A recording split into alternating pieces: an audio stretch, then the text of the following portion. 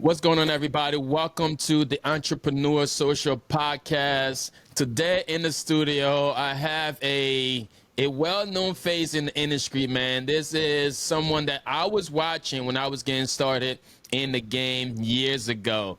And he's probably no stranger to some of y'all. If you don't know who he is, this is Todd Donnie. Todd, what's going on, man? Welcome to the podcast. Man, back then I had, I wasn't as gray, I wasn't as stressed, I wasn't his thing, but I also didn't have my own business, man, and something that I love, in this entrepreneurial journey, we're able to help people, we're able to see people's visions through, and most of all, we're able to have a job that we love doing. Most of us do, and that's the best part of this is together we can do anything, and man, it's been a pleasure following you. I mean, look where you're at now from back then. Yeah. You're out there just crushing it every day, and so I've been on the back end of it, super proud of seeing everything you're doing. So, if anything, congratulations to you and everything you've accomplished since then. Man, I appreciate it. And yeah, that means a lot because sheesh, we started this thing from the closet space years ago, back in like 2016, trying to figure out.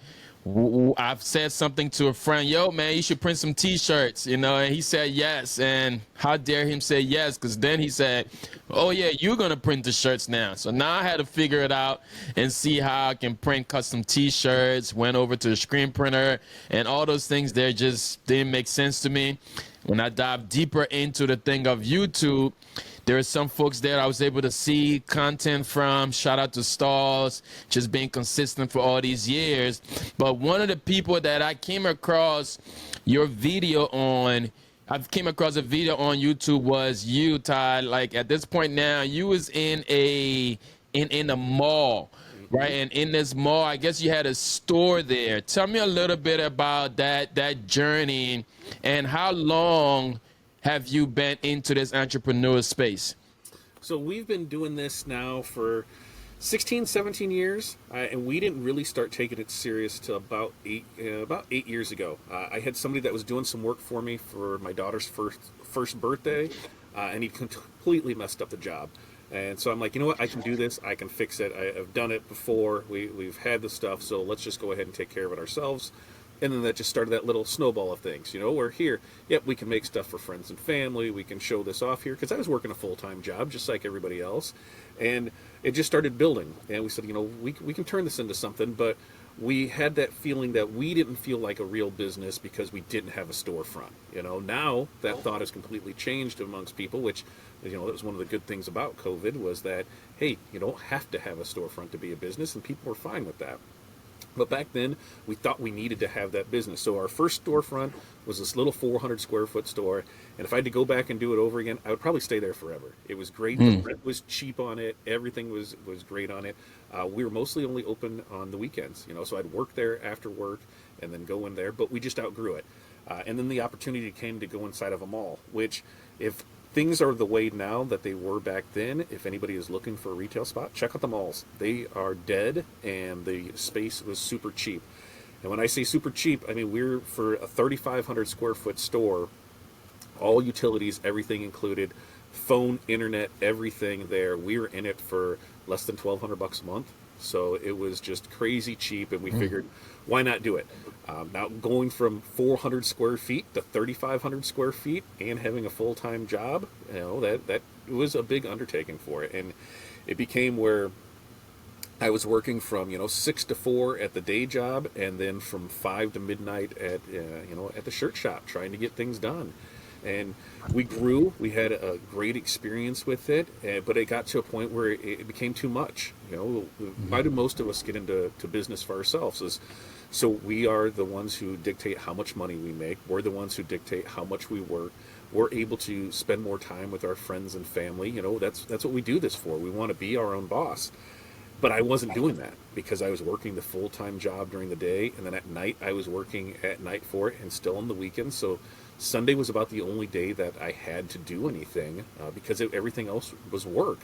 And so a point came where a decision had to be made, and we went all in on it, and it was scary. It was super scary to take that, that big, huge pay cut to go down to be your own thing, because gone is the vacation, gone is the paid insurance, gone is the vacation and holidays. We a lot of times we take that stuff for granted, where it was like, it's just there. When you're on your own, you want it, you need to have it. So we moved in to that store, and we learned a lot. We learned probably one of our biggest expenses on opening up a retail store is hangers. I didn't realize how expensive hangers were. They were crazy expensive. One of the good things about being in the mall was, because there was so many stores that were closed in it, that they kind of let us go in and ransack stores. So if there's still fixtures and stuff, we could borrow them. We found tons of hangers in one, so we brought everything back that we could. There was different fixtures and different things that we were able to do to make it our own. But one of the problems with a retail store is that all that money that you put into it, you don't own it, right? So we were to do a build out on it. The first build out, I think, cost us about $5,000 on everything, but we didn't get any of that back. That was just part of it, and we were in that spot for a year. And then we moved to a larger spot in the mall that was along the main thoroughfare. Rent didn't go up a whole lot, but we increased our space from 3,500 to 8,000 square foot. We did that with the intention of, we were really going all in on the baseball, softball side of things, and half of it was going to be a batting cage, and we were in it with, a partner, and that did not happen. So we did not need all of that space. We'd spent like probably $10,000-$12,000 on that build out, and never saw a dime back from it. And Wow. during that time, we were really focusing online. One of the issues with being in a mall is mall walkers. You're going to have people that just come in, same ones every day, just to see how you're doing and to waste your time with it. So that was something we didn't take into account for, was that our production slowed way down going into something like that, because you have customers coming in that aren't ever going to buy anything. They're just there to chit chat and take up your time. And so we had to account for that. There's processes that we couldn't do because of that. We weren't walking away from some printers or some machines, so we had to do those before the mall opened or after we closed. So it was still that finding the balance between it all. And we did that for a year at that spot. And we were going back and forth on, do we keep this store? Do we go back to the smaller one? Do we just say, hey, we're moving everything back to the house? Because by that time, about 80% of our business was all online. So we didn't see anybody. The mall was busy for those 2 months at Christmas time, but the rest of the time it wasn't. It was a good spot to pick things up on that, but we really weren't drawing in a whole lot of foot traffic from the mall. So, said, well, let's go ahead and work through a lease. And we told the mall we wanted to move out. They wanted us to stick around. We said, let's work it. Their solution to the problem was, will you close the gate? You're not open to the public. You can stay in there and we'll work on a lease. So that was perfect. I got to use the space, and while we figured this out. Now, where the fun part of this happened in February of 2020, when we decided, okay, what are we going to do? Are we going to stay here or go, And we had actually been down in Mexico getting married, and we said that's when we got the lease back, and the terms were great on everything. And it was, I think it was like March 1st is when they said, we came to terms on it and agreed it. Okay. So we got back, and then we moved the store, and 11 days later, the governor shut our state down. So we only had that store open for 11 days, and that was a big learning thing. We focused more on what we could do for others because we had not only the apparel side of it, but we still did signs, banners, decals, and that really helped us during that time. To help others with that signage for things, the social distancing stuff, coming up with the QC Strong programs. There was ways to do it. But we learned we did not need the mall. They needed us way more than we needed them, and so when the time came, we moved everything back to the house, which we had accumulated way more things than what we started with. So luckily, by that time, we had some kids that moved out, so we had some space free, and we were able to do it. And since then, that's where we've been, back at the house. I haven't been happier since. A huge stress reliever gone. Because not having that overhead of the mall, not having to go there and deal with that. Here, even though we're still working on the house, I still have set hours. I'm in here between 5 and 6 in my office every morning, and I'm out by 4 or 5 every day. And then it's, once I'm gone, work's done. It's the family time, time to lounge, that's the time to do whatever. And there are times where you answer messages or you talk to people and that, but I still have that time to do what I want. And, at the end of it, if we're working day in and day out, what are we working for, right? Yeah. What do we have to show for it? You have memories, you have money, what's really worth it? To me, it's the memories, The money will come and go. I can't take it with me, so we might as well be able to spend it when we can. But it's being able to go to, every morning, take the kids to school. Almost every Yep. night, I'm able to pick the kids up from school. Don't have to miss any school functions with things. We're able to hit, the practices, the games. We're able to hit, friends' birthdays. We're able to go out when we want to. And so that was the thing. It's that balance of what you can do. And, it's not all sunshine and rainbows. Like, we've had tons of failures along the way. I've bought tons of equipment that I should have never bought. We've had issues with things. We've had issues with partners. It's not great. And what really, when we first got started in the industry, there wasn't any real information back then. 16 years ago, our biggest advocate was Josh from over at Stalls. Yes. At that time, he was just in sales. He was just, a lonely guy in sales. And anytime you looked anything up in the screen printing world, and it was like heat transfer, that is, that's not real. You're not a real printer. You're not, you're not real. You're a hobbyist because you're doing this. And Josh took a beating, but, he was the advocate for it, was able to help you through it. And so he really helped us out a lot in our beginning days. And then as we started to really get back into it about 8 years ago, there still wasn't a whole lot of people that told you, not the bad things about it, but the real hook to it. Everything was great. It's like, Yeah. oh, here, I've got, we're doing 5 million in sales. I've got 50 employees. I've got this. Nobody said, hey, we're struggling to make payroll this week. Hey, we've had 4 days without any sales. And so we started looking like, wait a minute, that's not real, right? Because we're not doing anything wrong. We still have 0 days. There's still days where sales don't come in. Yep. Today, we haven't had a sale today, but I've sent out quotes. I've worked on artwork this morning. I've had 2 calls. So could something come in still later today? Absolutely. But we don't let that get us down. We know where we need to be for goal-wise. We know where we need to hit number-wise, and we just keep at it. But we know that we aren't doing anything wrong. And I was in that mindset of, is it me? Is it me? Is it me? And no, it's not me. It's them. They were only talking about the good things. They didn't show, hey, this is a bad print that we had. They didn't Yep. say, hey, we had to retake this 5 times so that way this looks good on camera. And I was one where I didn't do that. We had Tuesday with Todd where, what can Todd screw up today? Here, somebody's having an issue with this. Let's see what happens. Let's just go live with it. And that's where we really found our niches. The produced content is just tough for me to do, especially the editing side of things. But being able to go live and just talk and press things and show it off, that's super simple. And some people are like, that's crazy. There's no way I could just go live and talk to somebody that's not there. And Right. I guess I don't think of it that way. I'm like, well, here, I'm talking to you. You're there on the other side. Whether you're typing or whether I see you in person, I feel like I'm having a conversation with somebody on that other side. And it's always been a joy to it. I love seeing people succeed, especially way more than me. I know a good handful of people that we got them going with stuff, and now they're in high 6 figures, low 7 figures on what their business is because they found their niche. They went all in on it. They're doing everything they can, and I love seeing that. And we have those people that, hey, we're only doing this, to make enough money to pay for our kids' softball or baseball or gymnastics or go on the family trip. That's what we want to use it for. So it's not a real business. It's a hobby, but hey, it's still a business. Anytime you produce something, you're selling it, you're a business. And Yeah. start looking at some of those things of, hey, I can make money at this. I'm good at this. It really changes the way you do things. Wow. Was definitely, I appreciate you giving us all of that.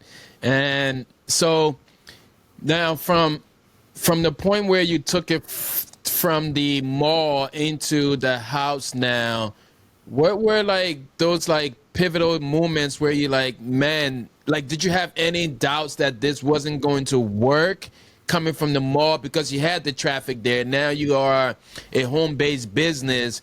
Was there any type of like scares where you're like, man, I don't know if we're gonna do this? Like, tell me about that time. Well, I think what we had really going for us at that time was that COVID was going on.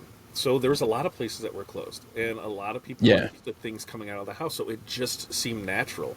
People were fine with porch pickups. People were fine with things dropped off on doorsteps.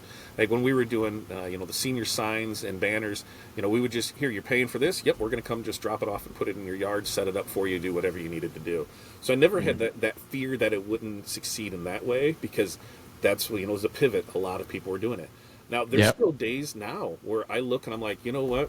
I'm over this. I'm ready to go work for somebody else and do this, because, it is stressful. We know for a fact that, first quarter this year, we're down 20,000 from first quarter last year. Yeah. That's a real number. That, and so we have to look at that. What happened? Well, there was businesses that closed. There was sports teams that are no longer around. There's funding that dried up. There was other people, there was organizations that we worked with. Well, now other people are in charge, and they brought their printers along for it.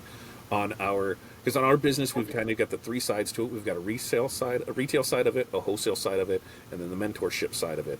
So on the wholesale side of it, we saw more and more printers come up, and they are selling at ridiculously cheap prices. So we lost customers.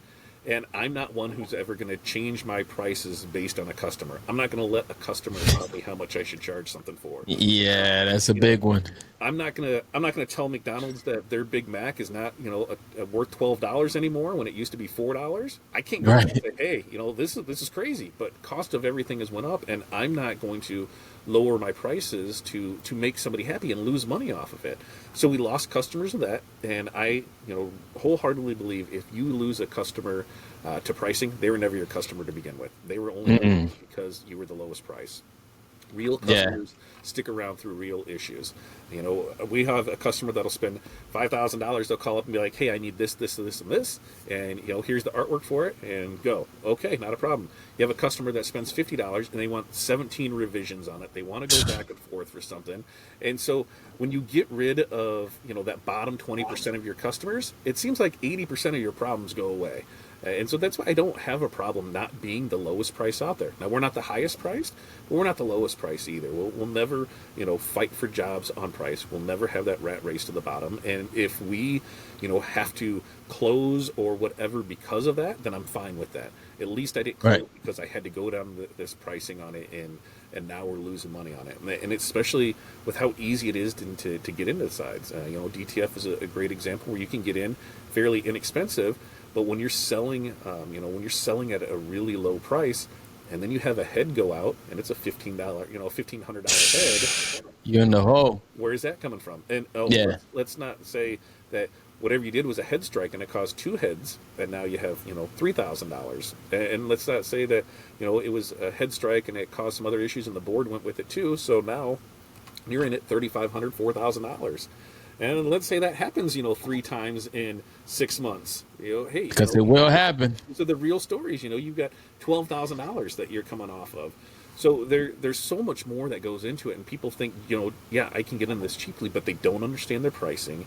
They're not pricing for profit by any means. They just assume this is what people are selling it at. I should go ahead and sell it at it too, and you shouldn't, because in our industry, I don't care if you're doing sublimation, you're doing heat transfer vinyl, screen printing, DTF, embroidery, laser engraving, whatever. When a customer comes to you, you're the expert. If they were the expert and knew what to do, they'd be doing it themselves. They're coming to you because Yep. you provide an expert service for them. We're the experts in it. So whether you want to think of yourself as an expert or not, you are. They're coming to Yeah. you because of your knowledge. So you deserve to get paid for that. Here in Illinois, minimum wage is $15 an hour right now. So that's like $36,000 a year. So I can, if I want to get paid less, I can go work at McDonald's for $15 Yep. an hour. I can have vacation. I can have insurance. I can have, a discount on meals. So why would I want to work less than minimum wage? But people want to do it. They think that People do want to do it.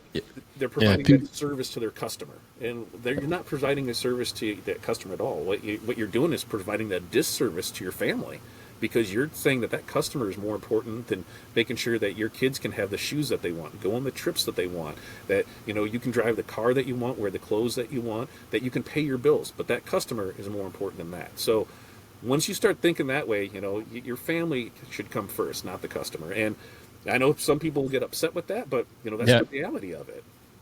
Yeah, some people would say, yeah, the customer's the boss, the customer's always right. That's that stuff they teach you in the corporate world. So we take it and we bring it into our home business and we say, yeah, the customer's always right. I can change my price just to get that sale. And like you said, not knowing your numbers could definitely affect a lot. Like you're gonna be thinking that you're getting this done, but you're overworking, especially with folks that they do like this, oh, hurry up, same day. Like there's a lot of people that are just burning out and rushing through the process here. Once you're hurting your business, you're hurting the industry, and then you think by lowering your price, you are like getting the customers, but in reality, they're looking at you as that cheap product. Yep. Oh, I can get it over there for cheap. I can get it over here for cheap. And the moment people start having conversation about your business and they're adding the word cheap to it, it literally downgrades what that quality could be in your business. So Todd, I'm curious though, because one of the process here with starting a business, people struggle with just finding out that name of their business, right? And I've always wondered how you came up with your name in the business, and which is Fat Dad, right? And some people will hear that if they don't know that you're talking about a business owner, be like, don't call him that. You know, that might sound a little offensive. So tell me a little bit about how you was able to figure out, like, go with that name, and what was the process of actually naming your business? It was super easy. It was 16, 17 years ago when we were getting started off. I was talking business with my son, who at that time was 6, and I said, what should we name the company? What should we go with it? And he goes, well, you're fat and you're my dad, so let's name it Fat Dad.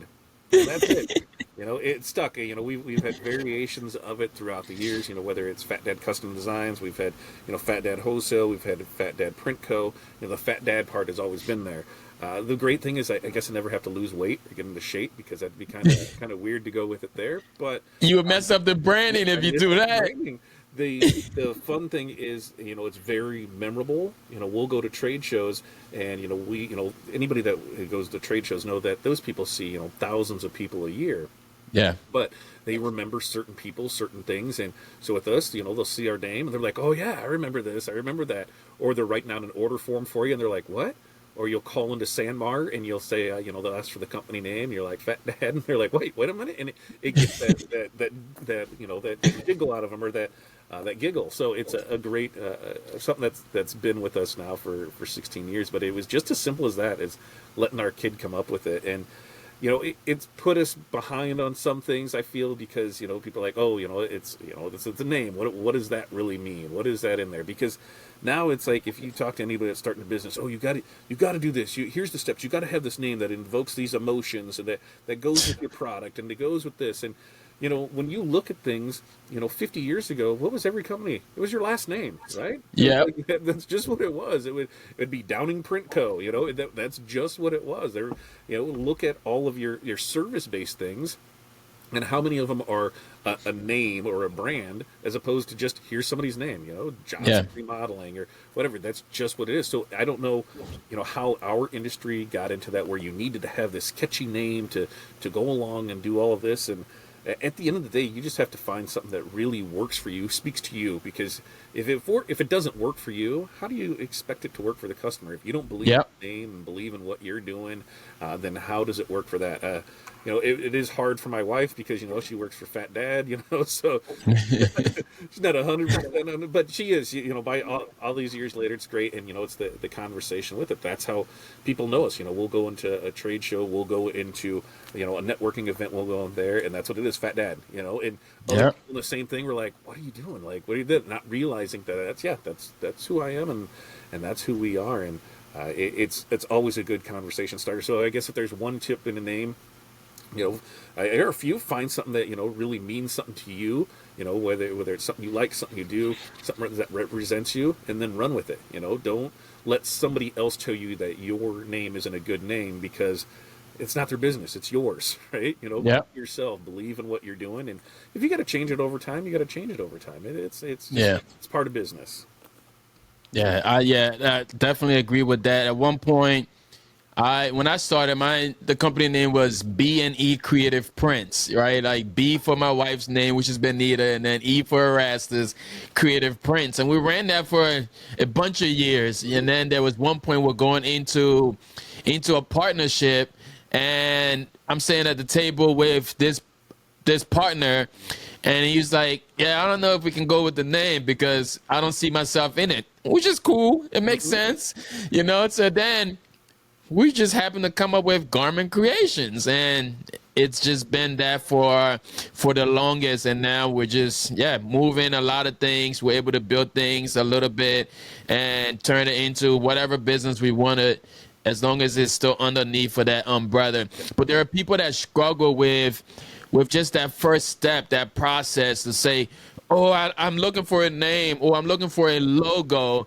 or I'm going to start my business soon. I'm just waiting for the logo to come back, or the trademark, or people. I feel people that we talk to, I deal with a lot of students, a lot of stuff like that, and people that spend so much time and energy into that process of just the pen and paper process, I like to call it. It's like, oh, that's just the stuff you can write down and erase and change anytime in your business.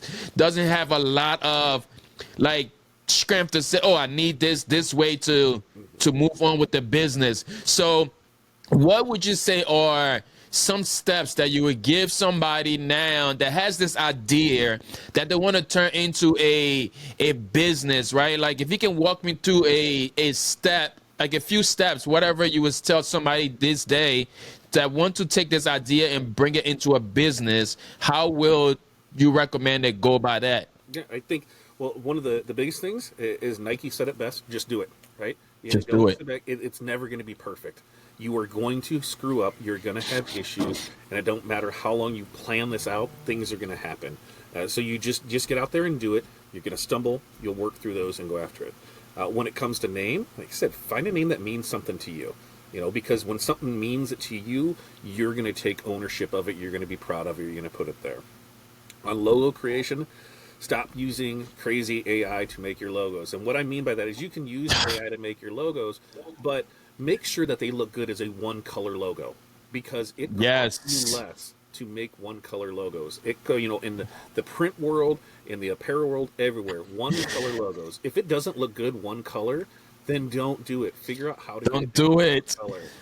And where I see is people, they have, all these 37 colors, watercolor stuff, and then they want an embroidery, and you're like, yeah, we can do that, but here's what it's going to cost you. Whoa, whoa. Why does it cost me that? Well, because you've got 37 colors, and you've got you've got the variations through this. You've got, some see-through transparencies on this. You've got some fine lines on this. Take your logo, shrink it down to an inch by an inch, and see what it looks like, because that's what's going to be on a business card. That's what's going to be on letter note head. That's going to be on any of that small printing you're going to have.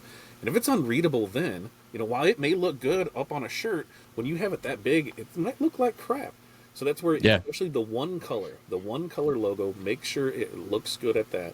And then from there, you have that ability to change with it. We've taken, between the Fat Dad head and the Fat Dad Print Co., we have our base one color with it, but we can change it up. So, when it's the holiday season and Easter, we can go to pastel colors in it. For, 4th of July, you're going red, white, and blue. For Christmas, you're going red and green. So you can change up your coloring with it, and you can change up your theme. But having that base one color logo is just going to make things way easier for you in the long run from it. The other thing is so we know we're going to get a name that works for us. We're going to get a logo that that looks good as one color. And when it comes to trademarking that, that is not, hey, I want to trademark my stuff, I'm going to go ahead and fill in and put it here. It's a minimum 18-month process to get the approval for it. And that's saying that somebody doesn't try and go against you with it and say, hey, this doesn't work for you. So don't wait on that, because that could be 2 years from now before you see it. Just get after it. You can do your applications for it and go from there with it. So we went through that part. The biggest things here is, know your numbers. You have to know what it costs you to be in business. And I know people are going to say, hey, I work out of my house, so there's no overhead. Really? Because you're using your house's electricity, their internet, their food, their water, their bath. You're using all of these things in your business, and who's paying for that? Like, your business needs to pay its fair share. So the way I like to tell people is, let's say you have a 1,000 square foot house, right? and we've got a bedroom that's 10 by 10, and that's what I'm working out of. Well, that's 100 square feet. So that means I'm using 10% of my house for my business. So you need to make sure that that business is paying 10% of your bills. So it's paying 10% of the mortgage, it's paying 10% of the internet, it's paying 10% of the phone. Whatever bill comes into your house, it's paying 10% of. And that way, your business is now sustaining itself. If you choose to make it into where I wanted to go into a brick and mortar, well, by having that business already set where it's paying for itself, it makes it a lot easier to jump into that. And then when you do know your numbers, and let's say, in a year from now, we're looking at getting into a brick and mortar. Well, we can look at those, what the average cost of rents are. We can figure that into our pricing now. So we're paying for that now, because I've lost count of the amount of people that went from doing this out of their house to going into a business, and they're done within that first year because they didn't take into account, I'm going to have to raise my prices to be able to pay all these new bills that I didn't have. Because moving out of your house into a retail place, we've got to think, well, now you've got another internet, you've got lights and gas, you've got all these extra bills that are on there if they're not included in your rent of the place. So you've got to remember that. So knowing your numbers is such a huge part of it. Like for us, even though we work out of here, it costs us $125 an hour. That's what our labor rate is on things. That doesn't mean I'm making $125 an hour, because in Right. business, we're really only producing things, 15-20% of the time. The rest of the time is maybe we're designing work, maybe we're on the phone calls with people, we're emailing, we're doing all this other stuff. And the real heart of the business, it's not hard, and it's not long. It's pretty quick to do, but that's where you make the money on it. So we know if something costs us, or if something takes us 10 minutes to produce, well, at $2 an hour, or at $2 a minute, because if we got 60 minutes an hour, $125, it's roughly $2 a minute. So if something takes us 10 minutes, we've got $20 in there that just needs to cover overhead. That's before we get into the product, what it costs to the things that went into making it. So we're able to see, okay, this is what it needs to be. Now, when you look at some of this stuff, that's where, when I see people that are using converted printers for DTF, and they're only printing 7 to 10 prints an hour, and they're charging $2 for these prints, like, you're not making any money. You're losing it, because the most that you have, those 7 prints times 2 is 14. And that's before anything is taken off from it. So we really have to look at, how long something takes for you to do. Because you don't have to do everything. And that'd be the next thing is, niche down to what you really like to do. We know, when we say, who's your customer? Well, I want all the customers. Yes. And, in the beginning we want every customer we have, but you start finding yourself on the type of customers that you want, the businesses that you want. I tell people when they're starting off, find a cause that that you really believe in. There could be somebody that's look at your own hobbies and things that you do, because those are already there. So if you're already doing things with dogs and animals, and you're helping out at the shelter, well, hey, that's my people. That's what I know about. So those are the ones that I'm going to choose to work with. I'm going to reach out to the different shelters. I'm going to reach out to different dog groups. What can I do to build that business off that? That doesn't mean you're not going to take a job as it comes in, but you're just not going to try and sell everybody. When you look at the marketing side of it, it's so much easier in today's market to be able to get in front of the people you want to get in front of. When you look at spending money, the easy thing for us is we've got Google ads, YouTube ads, Facebook ads, TikTok ads, Snapchat ads. So we've got 5 different avenues that can really pinpoint in front of our customers. And the main difference to this is do you want to take that $500 and you want to buy a billboard that everybody's going to see, but you don't want everybody to see it because not everybody's going to buy it? Or you take that $500 and you put it in ads, you know who your target market is, and you're getting in front of the right buyers, because not every buyer is the right buyer. So it allows you to be a lot better at getting more out of your marketing dollars that way. So really research who you want to sell to, where they are, what they watch, where they go to. Find out as much as you can about who the people you want to sell to is, so you know as much as you can, and then you can create a marketing plan around that. So when we look at it, when we look at there's 5 parts of it. We need to know our numbers. We need to be able to price for profit, because profit is not a dirty word. I don't know how that came about, where it's like, oh, you made a profit off this. What business doesn't make a profit? Even a nonprofit, Right. They don't make a profit, but they do. They're paying people's salary. They have money to put on other things. Everything makes a profit. So when your customers tell, oh, that's too much, okay, then don't pay it. I'm not too much. You're too cheap. I don't know what to tell you with that. So price for product, price your products for profit every single time. And then we've got to figure out, what are you doing with it? What's your system in place for it? Do you have a good system for that order? What happens when an order come in?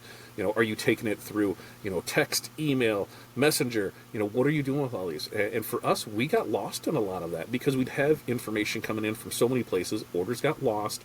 Now, nothing was lost prior to payment or post payment. It was always prior because you'd forget about this message or somebody sends something at 9 o'clock at night and then you forget about it.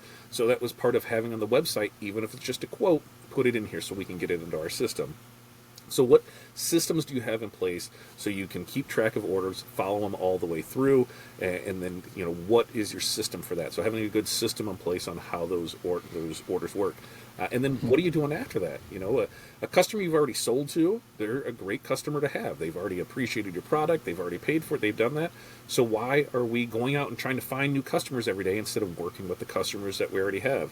And with that, that's where your email marketing, your text marketing, your message marketing, any of that comes into effect because you have their information there. You're able just to reach out to them. Here's a new deal that we're running this month. Here's this.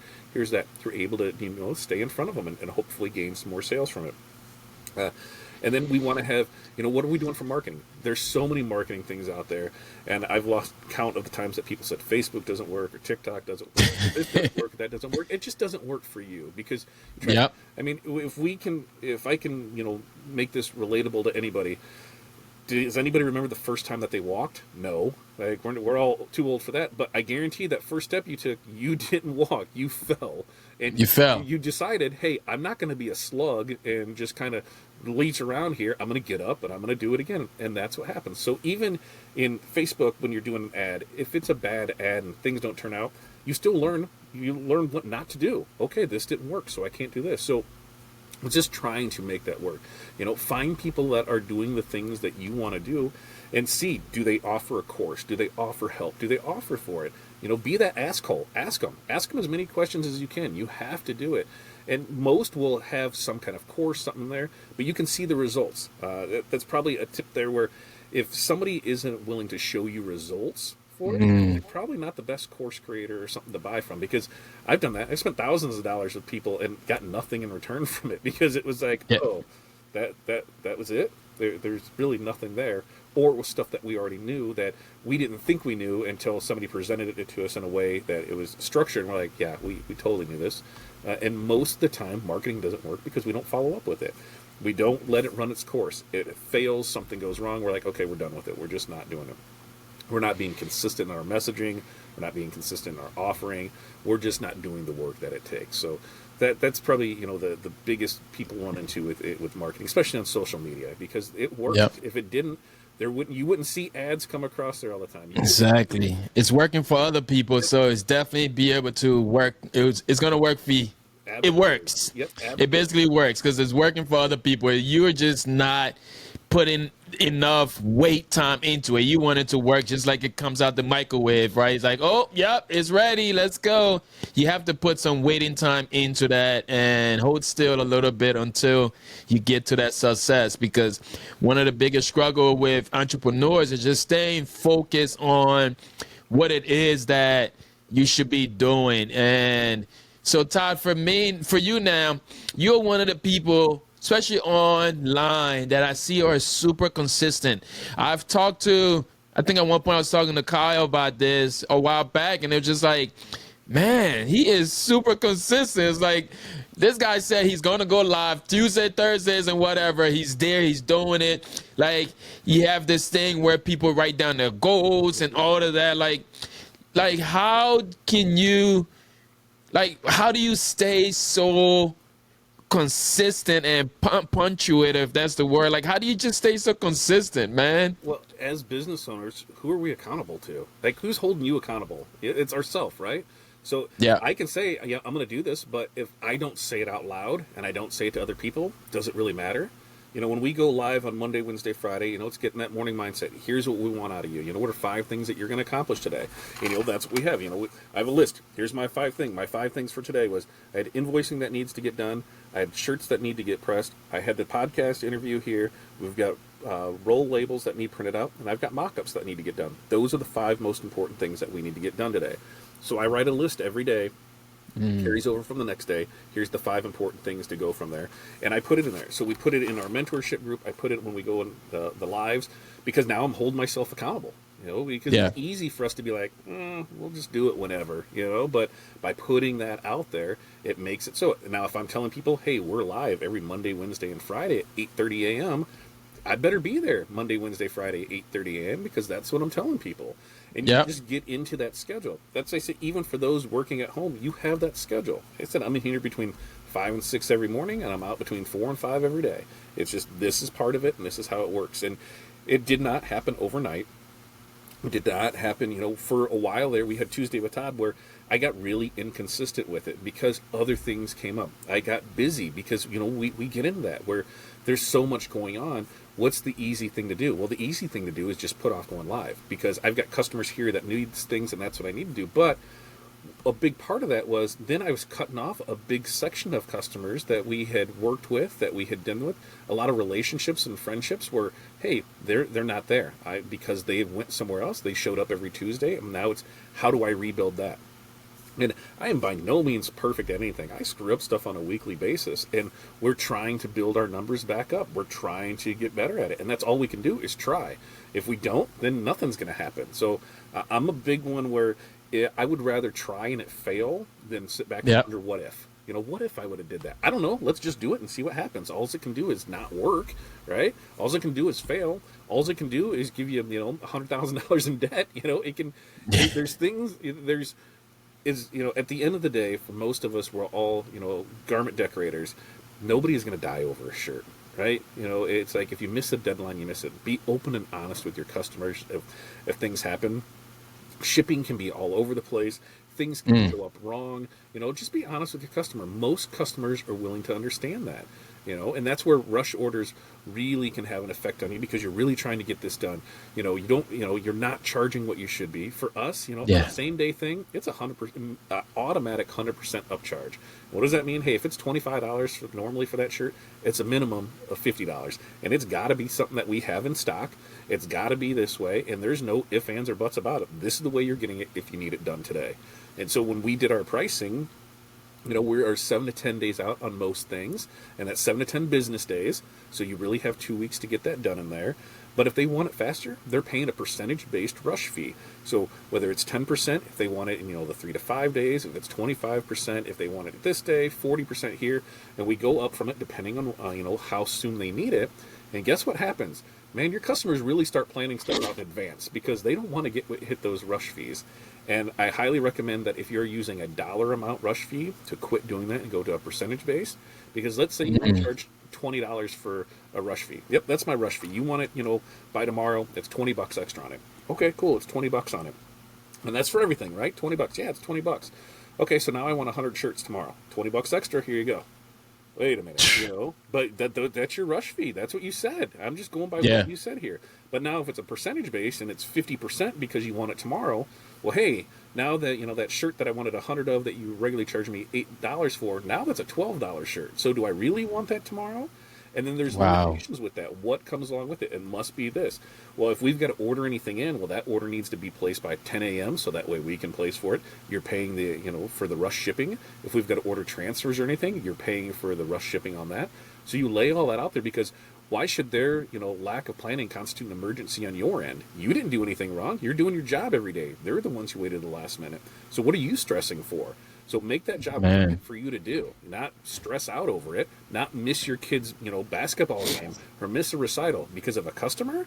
When your kids are older, are they going to remember how many nights that dad worked to help that customer?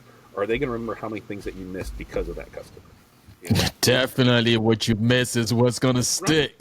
And that's the thing. They're not going to remember the good times. The bad times are what, they remember. Your family's going to remember when you miss that birthday party, when you miss that. And, we're all in this to better ourselves and better our family. But somewhere along the line, we decided to let the customer dictate what we do and when we do it. So, change that mindset. You and your family's first. And if a customer can't understand that, then they're not your customer. And it's okay to tell them no. It's okay to tell a customer no. They're not always right. It's okay to fire a customer. It's okay to send a customer down the street. There's nothing wrong with that. Yeah, so I tell people, yeah, not all customers are your customers, and sometimes you just gotta fire them and move on. So, Ty, for Fat Dad, like, what is the culture there? Are you?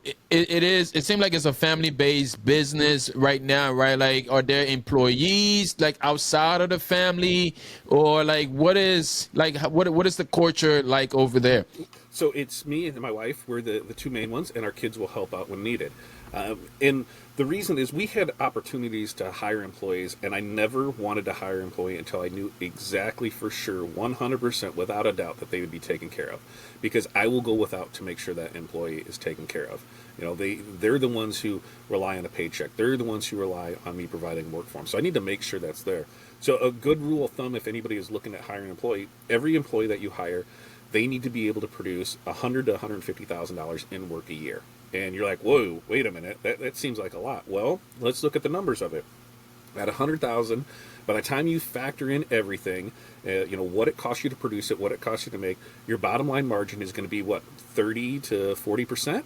So that means, off 100,000, the bottom line on that is 30 to 40,000. There's your employee's wages. So that's why you have to make sure that you have that $150,000 worth of business in there. If it's a part-time player, same thing. If they're working, okay, now it's down to 50,000. But you want to make sure that that's covered in there. That's a rule that we've used now. And because before this, I'd been in management for businesses for 20 years. So it was always, we knew based on numbers how many employees that we could have because of the amount of income that needed to come from it. And I know people that are doing under 100,000 and they've got 3 and 4 employees, and I'm like, well, how are you paying these people? Like, what are you doing? Well, they're working part time. They're not paying themselves. They're really not. And so when you look at the numbers, that's where I feel you really need to be at, because the numbers don't lie. We can lie to ourselves about how good our product is, how great our marketing is, how everybody loves us and that. But the one thing we can't lie about is numbers. Numbers don't lie. They tell you Numbers don't lie. you're either making money or you're losing money. And, a lot of times when it comes to employees, we lose money because we don't realize how much they cost us. We don't realize when we get employees, if you were a legit business, there's the workers' comp tax that's coming in there, the insurance, there's everything else that comes into this that you got to remember. And so for us, it came down to, what do I want to do? Well, I can hire an employee in, or can I start, maybe farming some of this out? Can I start having other people work for me? And when we did that and realized that we did not have to do everything in-house, and we could sub jobs out to people, and so maybe we're making 40 to 60% off of it, and we're making 20 to 40%, but we're not doing any of the work. We don't have any of the labor in it. Well, hey, now that time that we were producing that job, we can spend selling more jobs like it.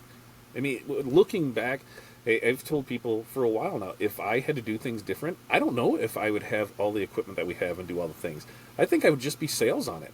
Be sales on everything, have other people produce the stuff for me, because then, I mean, you've been in this long enough, you know, how many times have you cried over a printer not working because a rush job came up? How many times have you invented new swear words because of something quit working?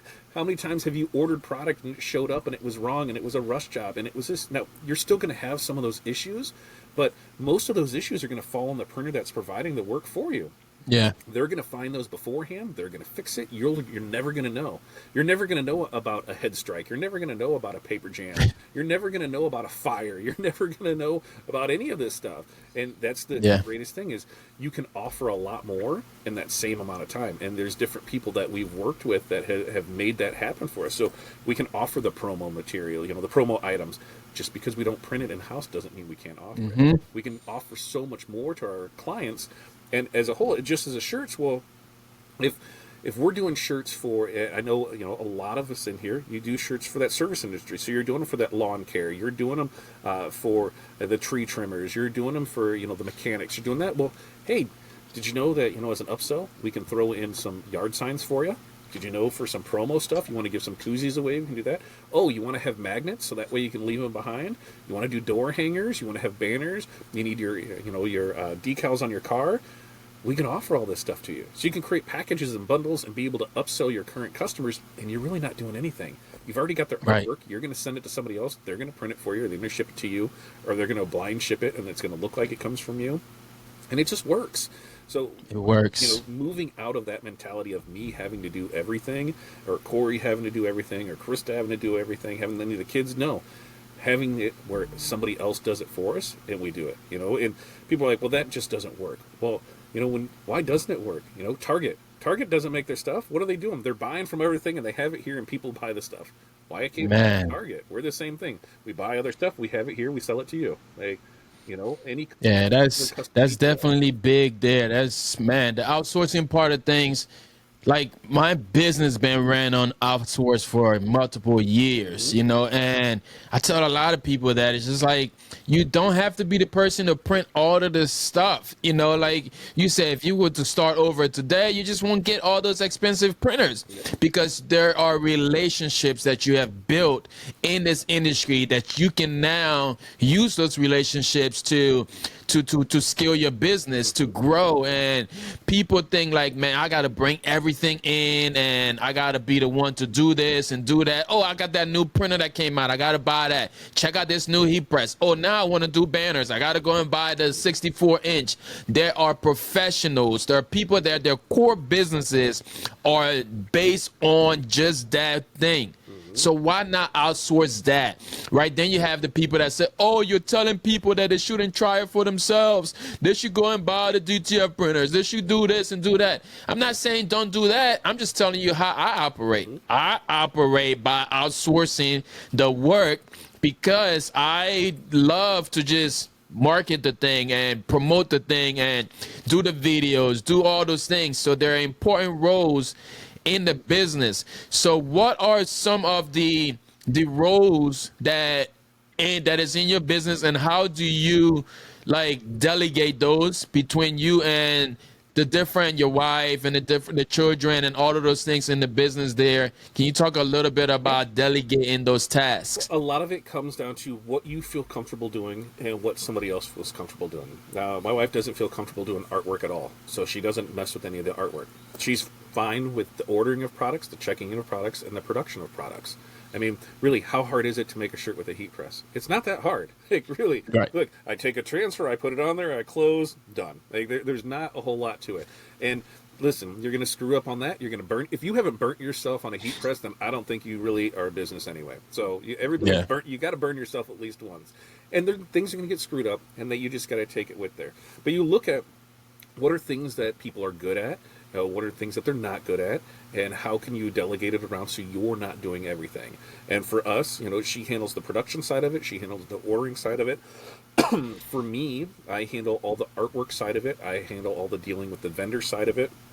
We both handle the payout side of things, because she pretty much runs all the retail side of things. I run the wholesale side of things, and so that's just how it works. She handles that side of it, and she'll have questions and she'll ask me just like anybody else. But she handles that, and the way that we'll do it is even for her. We're in the same building. We have two different things. She has a retail shirt that she needs done. She even has to go online and place an order for it. She's just not handing me a piece of paper with it. She's going in, she's placing an order like a normal customer. She's getting billed out like a normal customer. And there's none of this, we're just handing stuff back and forth. Well, who owes for what? Nope, it's just a business transaction with it. So basically she handles retail and I handle the wholesale side of things. And then we'll both, depending on production, what needs to be done with it. But she usually handles all of that as well. So without her, I mean, I could do it all again. I've done it before, but man, it sure makes it nicer. It allows me to be able to do things like this. Before we got started, we heard her pressing shirts over there. And because I put the press that makes noise, she's like, okay, I'll be done with this. But we know what we need to do and what we're both good at. And for us, that's the way it works. And it'll take time to figure it out. But when you try and tell somebody they need to do something and they don't want to do it, what's going to happen? You're going to get pushback from it. You're going to get things with it. Just find out, do they like doing this? Are they good at it? I've said for years, hey, do you want to handle some of this social media stuff? Do you want to handle that? And nope, I don't want anything to do with it. So, it's like, okay, I'll stumble my way through it. We'll get our kids involved. Hey, what do I need to do on this? What's this filter do? What do I really hear? Because, you see so much on the social media side where things need to be put out there, but what do we do? Like, are we dancing in front of the thing? What kind of information are we putting out there? And some of our best stuff is just pictures of what we're doing, showing the stuff up, asking polls of like, Hey, do you like this design in this color or this color? Do you like it on this color shirt or this color shirt? Hey, which one of these designs do you like? You ask those engaging questions, and they'll be there for it. We've done our best that we can to try and create that engaging content and that engaging audience, and some of it works out. We've had posts that were viral and over 10 million views on things, and we had other ones that got no views. That's just part of it, Yeah. right? It's like you have that ups and downs. You have that month where it's like, this is amazing, and then you have that month where like, why did I even do it here? And we've ran into that, a year ago on Facebook monetization program. Man, it was great. You could make a couple extra $100 a month really by not doing a whole lot. Yeah. Now, those same videos might pay you like 17 cents. So it doesn't pay you like it needs to. And what happens is people stop doing it. Well, it's not paying what it did, so I'm going to stop doing it. Well, we just stayed consistent with it. We have a schedule of what we're posting each month. Here's what we're going through with it, where we have something informative, we have something funny, we have something business related. Probably only 10 to 20% of our posting is really actual asking for a sale. Now, we'll have the call to actions. Hey, check out this in the comments, look at this, do this. But we're asking them to do things, but we're not asking for the sale. We're trying to stay front of mind, because I know we are all in the same boat when it comes to we open up our Facebook feed, pick your social media platform, and we get friends saying, hey, do I have anybody that knows that makes shirts?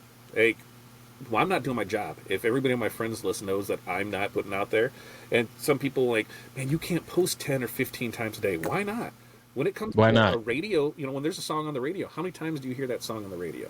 You're not hearing that song once every 3 days. You're hearing it once every 2 hours, right? Because when we look at it, look at your own, social media viewing habits. How many times are you hitting that to scroll? Most people 5 to 7 times. That's their scroll limit, and then they're done on the next thing. So if you're not in that 5 to 7 scrolls, they're never going to see your message. So that's why you can post multiple times throughout the day. And you'll know when you've posted too much is when you'll get people that tell you that you're posting too much. But a lot of them, they'll never see your message. So don't think because I posted this at 8 in the morning that I can't post it again at 8 at night, because there's two different people there. Like on our wholesale side of the business, we've got business owners that are doing this full time, so they're available during the day, and that's when they're watching content. We have us in the background, they're able to see and hear us. But we've got that other segment that they're working full-time jobs during the day, and that night is when they're doing their hustle, so they're not seeing anything during the day. So we're able to post that. We created a content calendar that has all of our show links and stuff on it. So we're posting it in the day, at night, so everybody knows, here, this is where you can see it, this is where you can go with it. So just, if you're thinking you're posting too much, you're not. Just keep doing it. For us, we've got that schedule where it's minimum, 3 on a slow day, and on a busy day, if I can get in that 15 to 20 range, I'm doing it. Yeah, definitely. Don't stop doing it. Keep going, because man, social media has definitely helped a lot of us out in our businesses. So Todd, how do you stay fresh as an entrepreneur, man? Like, how do you stay learning? How do you, like, what are some of the sources that you tap into to just develop as an entrepreneur on like a daily basis, or like whatever that is, right? What are some sources that you're just tapping into to stay fresh as an entrepreneur? Well, for one, hey, go follow you, Garment Creations, right there. That's what you do, is you follow other people that are in the business of what you're doing. We've got friends that, have, especially on the YouTube side of things, where they might only have a couple hundred followers, and then we have other ones that have a couple, thousand, a couple 100,000, and a million plus. We've got people that we follow through the different things. It's staying current in the topics that you want to be in. So, there's different podcasts that you can listen to. There's different books that you can read. One of our biggest things is our mentorship group, where I know I don't know anything. And so to have other people in there that know more than me on subjects matters, it really has helped me. I was the one where I had, when we look at our websites, we had Fat Dad Custom Designs, we had Fat Dad Wholesale, we had Fat Dad Print Co., we had Fat Dad CD, we had Fat Dad Print Shop, we probably had 10 different ones. And so depending on what we're doing, we're using that web address. Well, on one of our mentorship calls, one of the people in there said, well, hey, I'll tell you right up, this is what confuses me, is I never know where to go with you, because you have all these different web addresses. Then it really made me sit back and think. I'm like, you're absolutely right. Why do I have that? When I can have the link tree, and I can have everything Fat Dad CD, and there it is. There's where you can find the retail, the wholesale. That's where you can find our mentorship group. That's where you can find all of our affiliate links. That's where you can find everything. So all you have to do is just promote the one, and that's where everything is. So it created that Yep. consistent across the brand. So it's finding those same people that are in that same place that you are, that are able to help you. And while you think you don't have anything to offer in any of these groups, I guarantee you do, because there are a ton of ideas that you have that somebody else doesn't have, and it's a really good thing to be able to bunk things off of people. Last night I had a great conversation with someone who they are putting together a cruise, and I can't say a whole lot about it. It's coming out here probably in the next week or so once the details are Hmm. there. But they're putting out a cruise on thing, and they were talking about how just in payroll alone for them to go is going to be like $6,000 for them to go on it. And so we got into discussions. I said, why not sell sponsorships for it? You sell 12 sponsorships at $500 at least, then all of the the payroll side of it. And it was like, oh, didn't think about that, and it's because we don't think about some of these other things. So being open to other ideas, being open to, just a new look at things. And when you have these other business owners that are in that same mindset as you, that same place as you, it's like having, your own team, right? We've got Yep. this.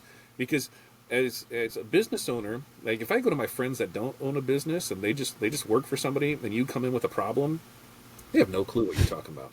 Now, No. go to a business owner that is not a garment decorator and talk to them about dye migration, or I got a heat press that's going to this. They look at you like, yeah, I know there's business issues, but I have no clue what you're talking about. So when you find your people, you find your groups. Like in the Fire Up the Heat Press group, there's a group of amazing people in there that you're able to get in and talk to and bounce your ideas off of, ask questions, and see what else is going on there. And then from there, you find some mentorship groups. You find some other things to get into that really help bring you to that next level. And you get a lot out of will get a lot more out of things when you put into it. So don't be alarmed. Yeah. Ask those questions. Ask the things that whether how dumb you may think it is.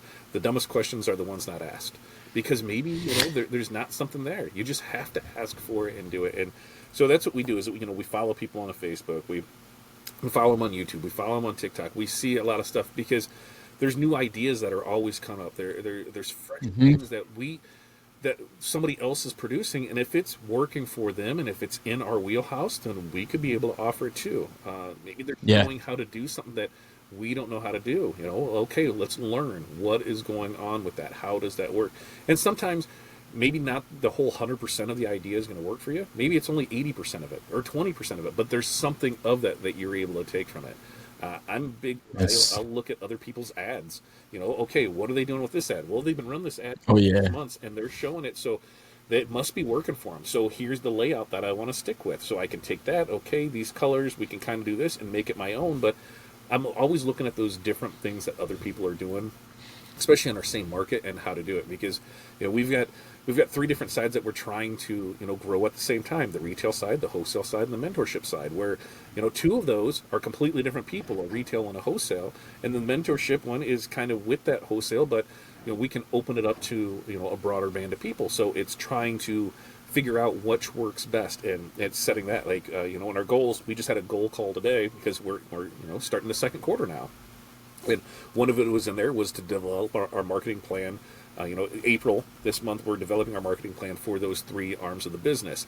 So we have that moving forward so we can continue to grow with it. It was just, we noticed in the first quarter that we were kind of, all over the place with these, and we had no real clear plan or action of what we were going to do. So we noticed that there was a problem. Here's how we're going to fix it.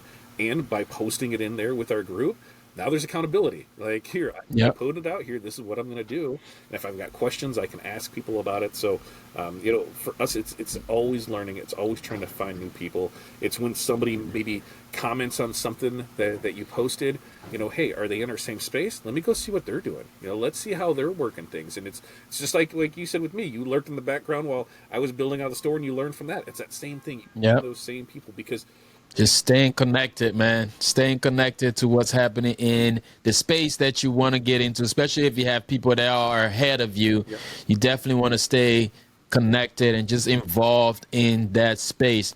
So yeah, so to round this up, Ty, like, what would you say to entrepreneurs starting off today that are just struggling and they want to be able to have that longevity in their business? I think the biggest thing is if you're in need of help, just ask. Don't feel like you've let yourself down or let your family down because you're failing, because the only reason you're failing is because you're not asking for help. I mean, nobody can help you if you're not asking for it. You know, we see so many times where so many people put off this positive perception where everything is great, you know, and I just got to have this mindset and everything will happen. And if I just, you know, visualize it, you know, it's going to happen. Well, I can visualize as much as I want, but you know, if I call up when my bills are due, and I call up the power company, and be like, listen, I'm visualizing getting the job to be able to pay for this bill. Can you visualize with me? And they're like, yeah, I can visualize our guy turning off your power. So, you Yeah. know, which throws me in a whole different loop because I don't understand how, you know, a government can be $80 billion in debt and everything still runs, but you know, I got $8 out there. They're like, hey, we're going to come shut some stuff off. It's weird how it works, but at the end of it, you really have to ask for help, and don't be afraid to ask for help. You know, you know, you're doing this because you believe in yourself, and don't second guess yourself. Get out there, keep doing it. If you get stuck, ask. There's plenty of people that you can get out there, and you know, while I'm not everybody's cup of tea, and I'm fine with that, you find your own cup of tea. You know, you find your people, That's right. that work for you. Because you're going to take something from everybody, you know, that's just what it is, you know, and just get involved, just do it out there. You know, if there's trade shows in your area, I highly suggest that if there's a trade show within 6 hours of you, that's my driving limit to go to it. Not only just because you get to meet your suppliers and see new products and the vendors and everything that comes along with it, but the networking that goes along with it. Your network, when you can grow your network and you can meet new people and create those connections, it really changes the way that you do your business. That's great, man. Definitely, definitely. Take those advice, man. This is like a masterclass. Yeah, I'm just sitting here absorbing all of this, just enjoying this conversation right here. So, Todd, let us, you know, before we close this out, you know, like you are a vendor or a wholesaler that provide DTF transfers to a lot of people, and I must ask this question here because lately there's some scares who would like to say there's something that came out that may has stopped some other people in this printing industry to say, oh, I'm not going to do that anymore because of what had allegedly happened, right? Like the whole thing that's happening with someone in the industry. So what would you say about this whole, like the DTF scare, Hmm. or like what that process, like how do you feel as a provider of transfers, and what would you say to somebody that either are purchasing your transfers, somebody that wants to get into selling transfers, like based on the current situation that just popped out? There's a, I've got a couple different answers for this one because, you know, let's start with the transfer itself. You know, you're fine when you get the transfer because allegedly what happened was, you know, with powder. So when you get transfers, most all your transfers should be cured, so you don't have to worry about anything like that. Now the DTF provider in me tells everybody, yes, it's absolutely true. Don't print transfers anymore so we can gain more market share. I mean, that's a smart thing. But as a person that does this, you have to acknowledge the source of where it came from and what that journey is, especially in the DTF world, of how things have not been the greatest for them over these past few years. If you are claiming that something like a DTF powder is doing that, we have to realize that this powder has been around for 25 plus years in screen printed transfers. So nobody has had any problems, or there's no connection between it. So, you know, acknowledge the source, where it came from, everything that's happened with them over the last 4 years. It's really hard for me, you know, my thoughts and prayers are with them, you know, that it happened, but my gut says it absolutely 100% had nothing to do with the DTF powder, because and when we look at things, everything has a warning sign on it. Everything tells you, yes, you should wear PPE and your face mask and your eye protection, your gloves. How many labels are on everything, and how many people ignore those labels? Right? We do. There's everything. I mean, we got to think. You know, we assume coffee is hot. McDonald's had to put a thing that says coffee is hot, and they burnt themselves, right? So, you know, there's precautions out there for you to take. It's up to you. You know, you're the only one that can decide, you know, how much of a risk that you want to take on it. But I 100% believe that it did not have anything to do with the powder, that it had maybe more maybe to do with the lifestyle, everything else that went along with it, just because that powder's been around for 25 plus years making screen printed transfers, and there's no connection between anybody in 25 years getting it, but somebody who just started this 4 years ago his contract. You know what I mean? It seems really off to me. I think it is a big scare tactic for it. I think it's a way to be relevant again because the person has been booted from numerous groups throughout the years because of things that they said. And then personally, if you look at just things, you just have to acknowledge the source. We can't get into some crazy amount of discussions, but when you look Yep. at conspiracy theorists and whether the Earth is flat and NASA is lying to us, if this is the same person telling us this caused it, you have to take everything with a grain of salt. And I think if there were issues, we would have known long before this. Everything has warning labels on it. It's up to you to decide what you're going to do with those warning labels. I say if you're already DTF printing and you're already doing it, make sure that you have on your respirator and make sure that you have your eye protection and your gloves. Is it going to happen? I really don't believe so because of just the sheer volume that other people are doing and over 25 years and that's not saying that it couldn't be, but Yeah. the chances of it, I feel, are very, very slim. And I think it is a scare tactic to stay relevant in an industry that no longer wants somebody to be relevant in it. And it's done that. I mean, I have probably seen 20 videos on, don't DTF print because of this, in the last week since it's happened. And so the printer in me says, great, it's going to stop a lot of these people from doing it, which Yeah. is good for us. We're able to print more for it.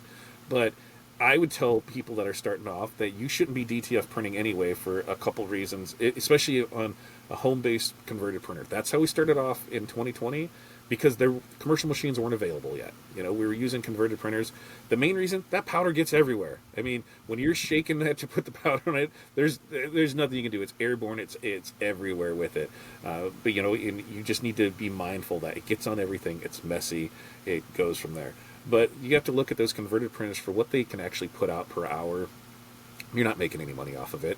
And look at how many transfers you can produce and how long it takes you to make that money back. And you're better off buying transfers. There's less hassle with it. There's less cuss words crying. There's less everything with it. Just order transfers. It doesn't have to be from me. It can be from anybody. Just order transfers Yeah. and save yourself that time with it. Because it is Yeah. a good business, but if you're not mass producing transfers for people, why are you even in it? If you're only doing a shirt here and there, get a white toner. A white toner will give you just as good results on those lower end things than what it would be Yep. at.